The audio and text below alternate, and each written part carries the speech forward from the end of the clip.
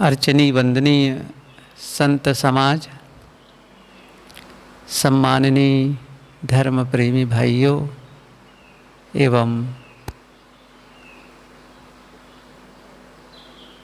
भक्तिमती बहनों,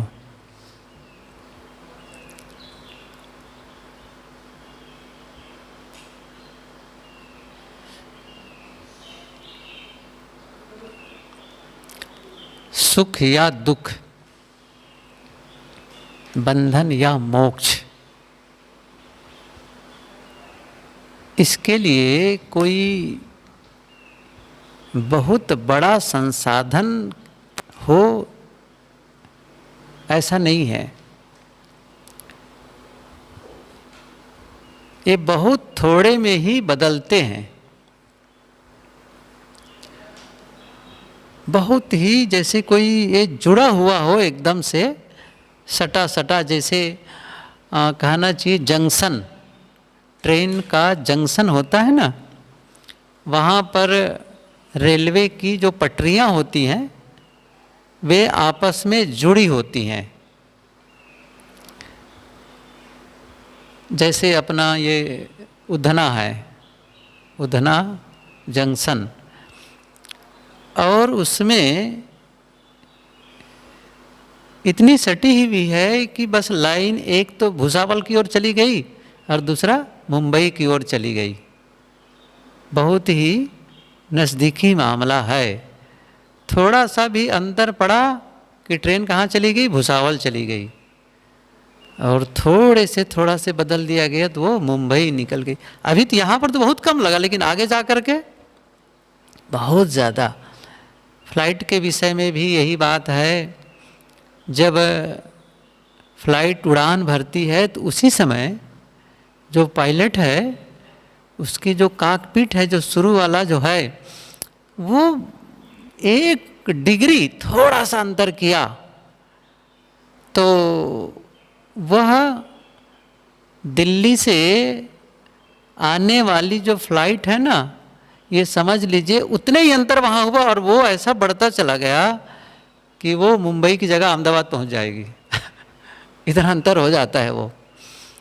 मैं ये कह रहा था, सुख और दुख, चाहे बंधन या मोक्ष, इसमें बहुत बड़ा फासला नहीं है। थोड़े से परिवर्तन में सारा परिवर्तन हो जाता है। और वो परिवर्तन कहाँ से होता है? वह परिवर्तन बाहर नहीं होता है, क्योंकि बाहर पदार्थ है, प्राणी है, ये सब समान बना रहता है, सब कुछ।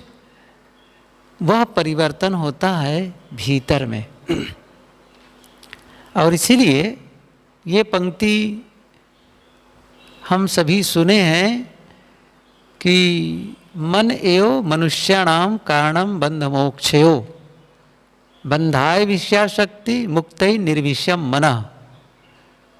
मन ही बंधन और मोक्ष का कारण है।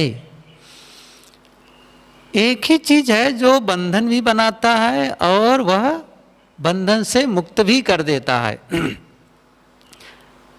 तो ऐसे कैसे हो सकता है? या तो वो बंधन करता होगा या तो वो मुक्त करता होगा। दोनों एक ही कैसे कर सकता है? तो महात्मा लोग बढ़िया उदाहरण देते हैं। एक ताला होता है ना, चाबी, चाबी तो वही है ताला बंद करने के लिए, और खोलने के लिए भी चाबी वही है। अंतर कहाँ हुआ? घुमाने की दिशा। आप चाबी को बाईं ओर घुमा दिए, ताला बंद हो गया, और उसे जब दाहिनी ओर घुमा दिए तो ताला खुल गया। तो बहुत सारे बंधनों को यदि थोड़े में हम समेटना चाहें, थोड़े में ही उसको समझना चाहें, तो उसके लिए संतजन 2 शब्द प्रयोग करते हैं, राग द्वेष। सद्गुरु विशाल देव ने एक बात कही है इसी के लिए कि राग द्वेष में लाग के होवे भूल अपार। दोनों छोड़ बेकाम को लागै निज पद सार। राग द्वेष में लाग के होवे भूल अपार, पारावार नहीं है। अच्छा, राग में लगेंगे तो आपने बहुत बड़ी भूल कर दी। अच्छा, द्वेष में लगे तो भी आपने बहुत बड़ी भूल कर दी, क्योंकि उसका परिणाम जिसका पारावार नहीं है। इसलिए साहब क्या संदेश देते हैं, दोनों छोड़ बेकाम के, ये बेकाम के हैं, कोई काम का नहीं है। और क्या करो, लागे निज पद, आत्मपद स्वपद में लगो, क्योंकि वही सार है। लागे निज पद सार, ये दो को ही बंधन कहते हैं। और इससे छूटना भी कोई ऐसा नहीं कि बहुत बड़ी बात है, एक समझ की बात है। बस एक थोड़ी सी समझ का इधर हुआ, बस बंध गए। समझ थोड़ा सा उस पक्ष में चला गया, वह क्या हो गया, उससे हम छुटकारा पा गए। क्या है वह, कैसे वो राग द्वेष निर्मित होते हैं और कैसे हम उससे छुटकारा पा सकते हैं। बहुत सरल सी बात है, और इस विषय पर हम लोगों ने न जाने कितनी बार चर्चा हुई है, कहे हैं, सुने हैं। वह क्या है, जब हम अपने से अपने सुख दुख का कारण, जो हमें सुख मिलता है, जो हमें दुख मिलता है, उसका कारण जब हम किसी दूसरे को मानते हैं, अपने से अलग मानते हैं, तो वहीं पर बहुत सरल सी बातें मैं कह रहा था कि हमारे जीवन में जो सुख होता है, दुख होता है, और इसी को थोड़ा से और शब्दों को थोड़ा सा और वजन देकर कहते हैं, बंधन होता है, मोक्ष होता है। तो उसके विषय में कहा जाता है कि क्या है उसका कारण सुख दुख के। तो मैंने कहा था ना, राग और द्वेष, और ये कहा कि राग द्वेष होते ही क्यों हैं और वो जाए कैसे। बड़ा सरल सा ये उसका रीज़न है कि जब हम अपने से, अपने जीवन में जो भी होता है सुख या दुख, उसका कारण जब हम किसी दूसरे को मानते हैं, दूसरे को, तो वहीं पर राग होता है और वहीं पर द्वेष होता है। मतलब जब ये लगता है कि सुख मेरे में नहीं है, अर्थात मैं स्वयं अपने आप में सुखी नहीं हो सकता, कोई व्यक्ति मिले, उनसे मैं मिलूं, बात करूं, कुछ हो तो उनसे मुझे सुख मिल जाएगा, या फिर ये वस्तु मिले तो मैं सुखी हो जाऊंगा। वस्तु के रूप में हम पाना चाहते हैं, व्यक्ति के रूप में पाना चाहते हैं, और तब हम ये मानते हैं कि तब मुझे सुख मिलेगा। तब क्या हो, उसके प्रति राग होगा, क्योंकि अब सुख का साधन वहाँ लग रहा है, तो क्या होगा, उसके प्रति राग जग जाएगा। क्योंकि वो नहीं मिलेगा तो सुख नहीं मिलेगा, तो राग हो जाएगा। लेकिन जब ये पता चला कि दुख मेरे कर्मों के नाते दुख नहीं मिल रहा है, मुझे दुख देने वाला कोई है, कोई है, या फिर कोई घटना, चाहे वह प्राकृतिक घटना हो, चाहे कोई व्यक्ति के द्वारा कुछ ऐसा व्यवहार हो जिसके नाते मैं दुखी हो रहा हूँ, तो मैंने क्या माना, वहाँ से मुझे दुख मिल रहा है।